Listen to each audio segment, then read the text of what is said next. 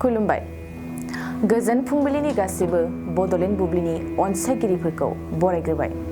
दिनै 9 फेब्रुवारि बृहस्पतिबारनि फान्जामुथिखौ फरायथिनो लादों खिलिखां ब्रह्मआ। फान्जामुथिनि गिबियाव दं मेष राशि। मोजां सान जागोन।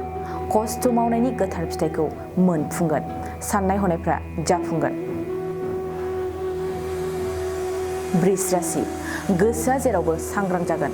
खामानि मावनायनि फारसे बांसिन गोसो होगोन। समा गेजेरैनो थागोन।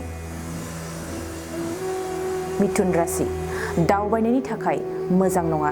दावबायनाय समाव खैफोद जानो हागौ। सांग्रां जानाया मोजां। कर्कट राशि।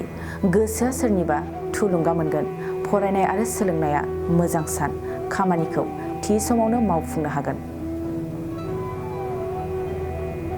सिंह राशि। न'खराव मुवा बेसादफोर खहा जागोन। जायखि खामानि मावा खहाल' जागोन। रांखान्थिया ओरैनो थांगारगोन। कन्या राशि। रांखान्थिनि फारसे मोजां। मुवा बेसादफोरनि फालांगियाव मुलाम्फा जानो हागोन। न'खराव धोन फैगोन। तुला राशि। गुबुनखौ मेगन सानायाव गावहानो खहा जागोन। मालायनि जौगानायखौ नायनो बागोन। गोसोनि लोरबांथि बांसिन जागोन। वृश्चिक राशि। दिनै नोंथांनि साबसिन सान। गोदान फिसा मोनगोन।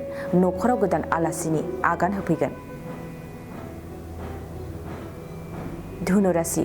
सम आरो थासारिजों आवगायफानो हागोन। गोदान खामानि मोननायनि मिजिं दं। जाफुंसारनाया नोंथांनि सायाव सोनारगोन। मकर राशि।